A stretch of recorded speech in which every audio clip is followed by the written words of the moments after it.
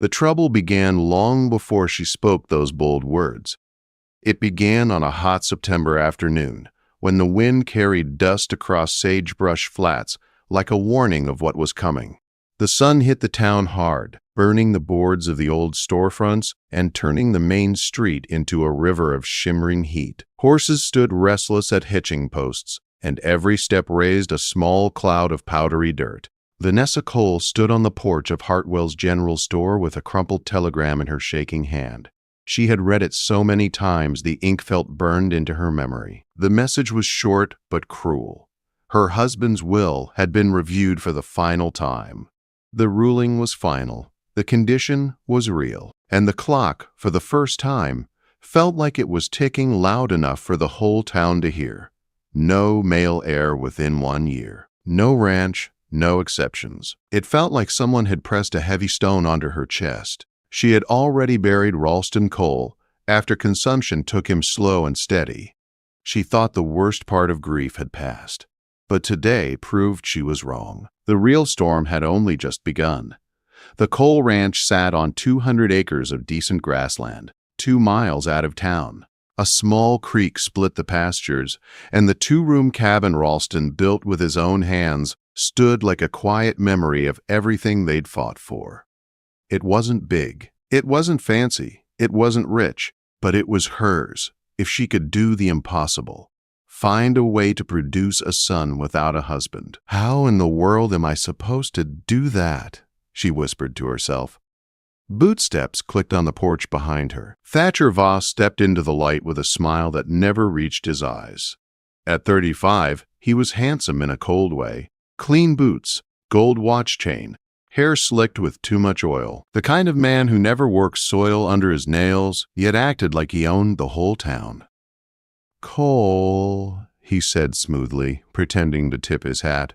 "I hear the will contest didn't go your way." Vanessa didn't give him the satisfaction of a reaction. "You heard correctly. My father asked me to extend an offer," he continued. "A fair price for the ranch. Considering your situation, it might save you trouble. It's not for sale." He shrugged like he had all the time in the world. "Maybe not today, but next August comes quicker than you think. And folks talk, Mrs. Cole. They say you don't have many prospects."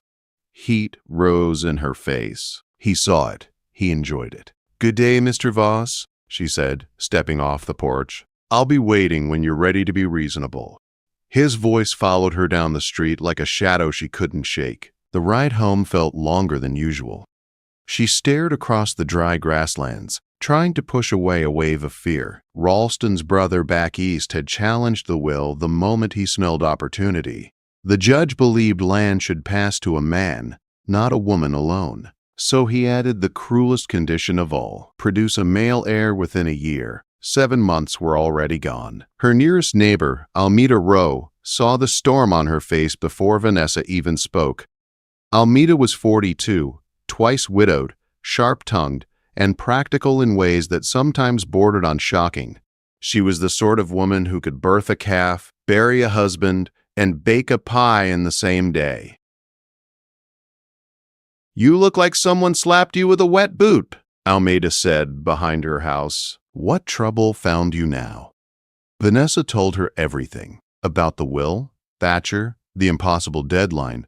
Almeda listened quietly, nodding along as she pinned a sheet to the line. When Vanessa finished, her friend didn't look shocked. She looked thoughtful. "So," Almeda said at last, "you need a baby boy in less than a year, or that snake Voss gets your land." "That's what the judge said." Almeda put her hands on her hips. "Then stop worrying about a husband. You just need a man." Vanessa nearly dropped the laundry basket. A man? A healthy one. A quiet one. A willing one. "Doesn't have to be complicated, darling." Almeda grinned. "You think every child in this territory came from a wedding hymn? Please." Half the women in town were expecting before the preacher even finished the vows. "I could never," could and should are different things, Almeda said, folding a shirt. "Question is, you want your ranch or you want your pride?" Vanessa pressed her hands to her face. "This is madness. Madness is handing your land to Thatcher Voss on a silver platter." The next morning, the two women sat on Vanessa's porch, pretending to shell peas while actually studying every man who rode by on the road below. Almeida treated it like a cattle auction. Strength, health, personality, reputation. She judged it all. Crawford Boone, the blacksmith. Strong as an ox. Smelled like one, too. Sheriff Sutton Hale. Responsible, proper, maybe too proper. Bridger McCallan, the ranch hand. Quiet, shy, loyal, hardworking. Too young? Maybe not. More names followed. Some good.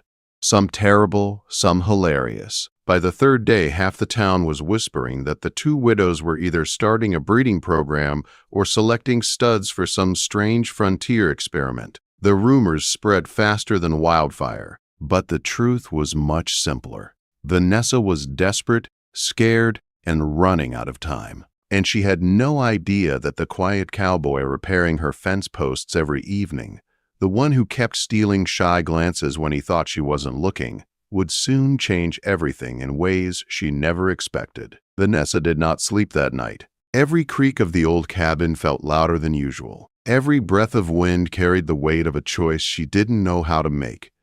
She kept replaying Almeida's words again and again. You don't need a husband. You need a man. It sounded simple when Almeida said it. Out on the porch, though, under the wide Wyoming sky, it felt impossible, risky, scandalous, terrifying, and necessary. By morning, she forced herself into town to try something, anything, that might save her ranch. Her first attempt was a disaster. She caught Crawford Boone behind his smithy, wiping soot from his face. "Mr. Boone," she began, her voice trembling, "I need a private sort of help." "Private?" he repeated, confused. "Ma'am, if your horse threw a shoe again, I can fix it right quick." "No, it's not the horse. I need help with planting." "Planting?" he said, baffled. "Mrs. Cole, I'm a blacksmith. Old Peterson handles seeds." She shook her head. "Not that kind of planting." Crawford stared for a long moment, then gasped. "Oh, Lord, you want me to threaten Thatcher Voss for you? That it? Put a scare in him?" Vanessa nearly groaned. "No, never mind."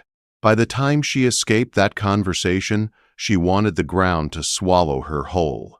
Her second attempt went even worse. She approached Sheriff Sutton Hale outside the bank. "Sheriff, I need help," she whispered. "Legal help, ma'am? What other?"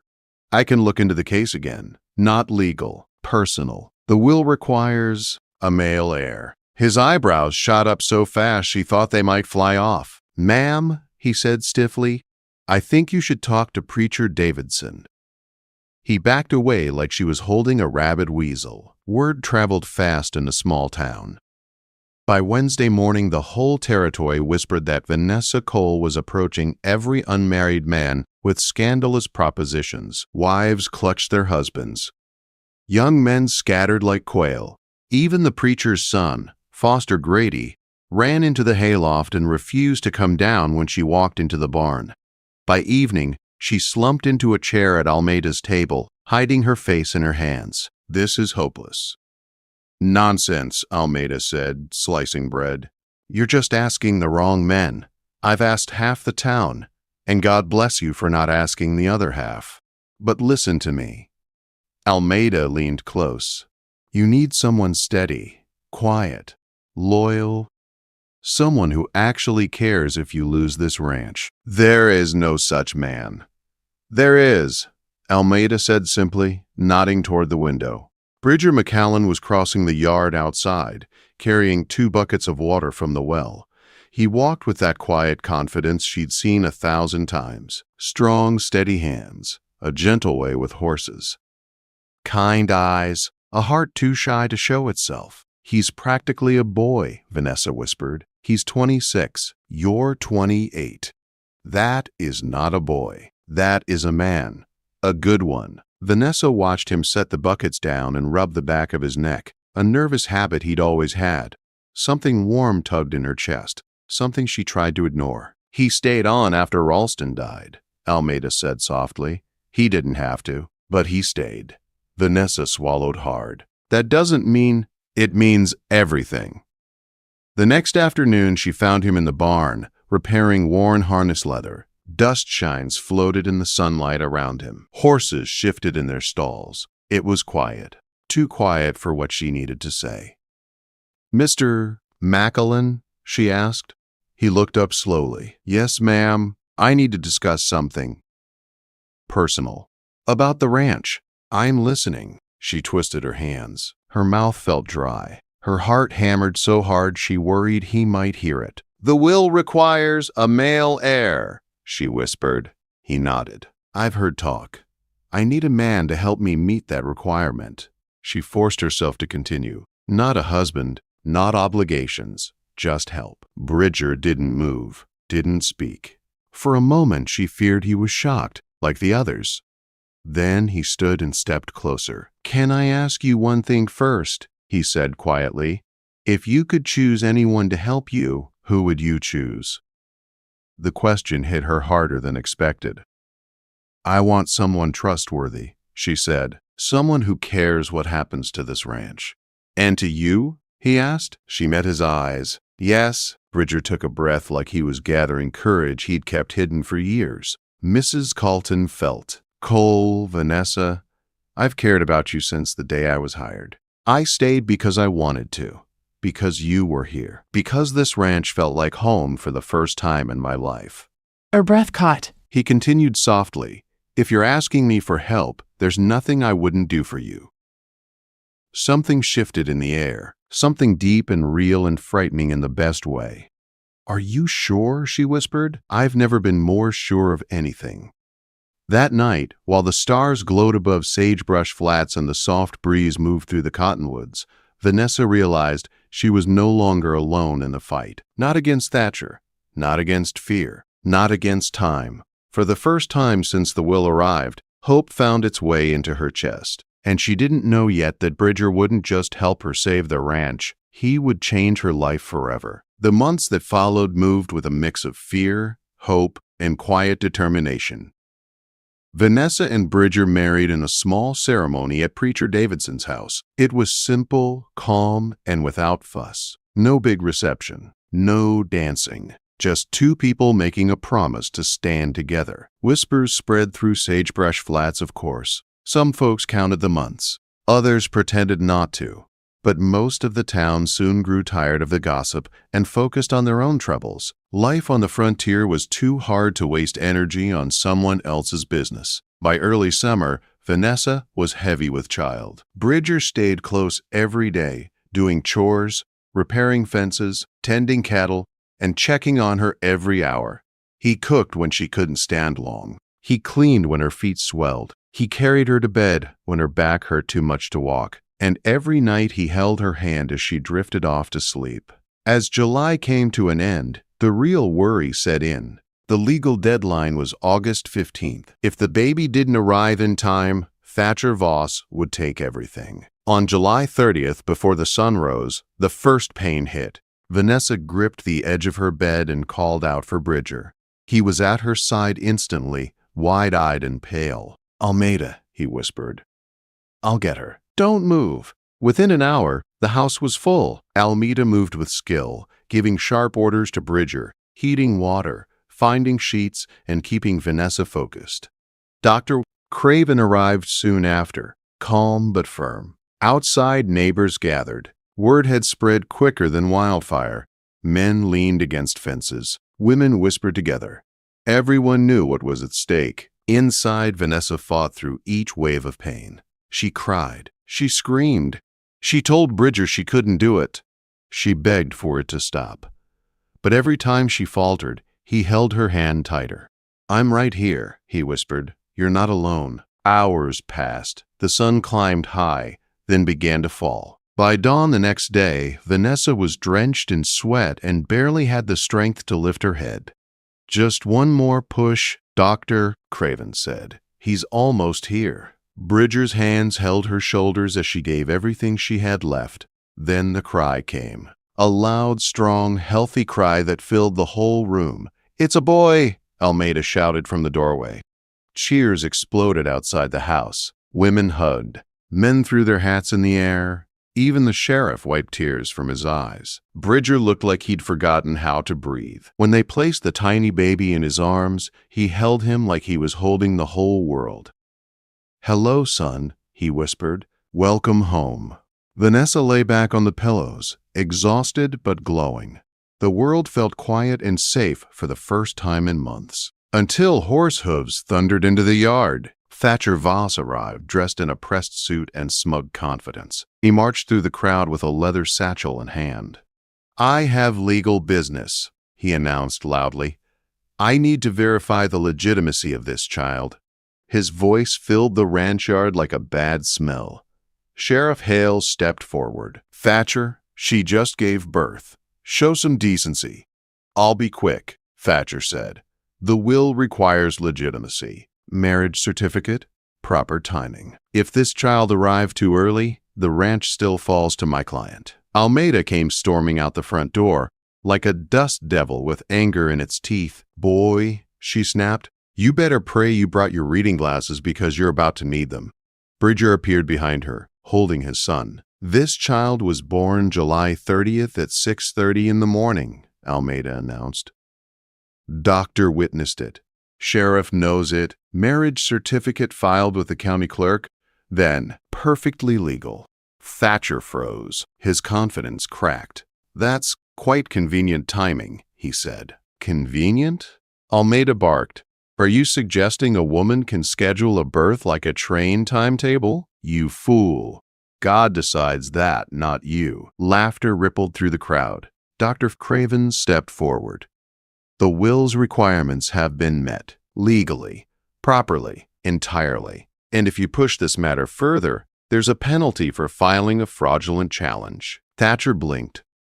"A penalty? A fine equal to the ranch's value," Sheriff Hale added with a grin. Thatcher's face drained of color. Folks began murmuring, enjoying the show. "You might want to head home," Foster Grady called out, "before someone asks you to pay it." Thatcher muttered something under his breath, climbed into his buggy, and raced off with his tail tucked. The crowd roared. Inside, Bridger returned to Vanessa's side and placed their newborn boy into her arms.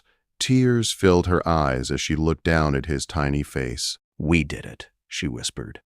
"You did it," Bridger said. "You saved the ranch. You saved everything." Almeida leaned against the doorframe, wiping her eyes without admitting it. "What are you naming him?" Vanessa smiled. "Ralston, after the man who built this ranch. And after the man who saved it." Bridger swallowed hard, overcome with emotion. Later, when the neighbors left and quiet returned to the ranch, the three of them sat together on the porch. The sky stretched wide above them. The air was warm and gentle. Baby Ralston slept peacefully in his father's arms. "What happens now?" Vanessa asked softly. Bridger looked at her with a smile that held every promise she never thought she'd hear. "Now we raise our son," he said. "Now we build the life we were meant to have." And under the moonlit Wyoming sky, with their newborn between them, and love rising slow but steady like a healing sunrise, Vanessa realized something she had never dared to believe. The scandal that saved her ranch also gave her a family, a partner, a future. And the shy, lonely cowboy she had once overlooked became the man she chose for the rest of her life. The legend of the widow's gamble was born that night. But for Vanessa, Bridger, and their baby boy, it was simply the beginning of everything that mattered.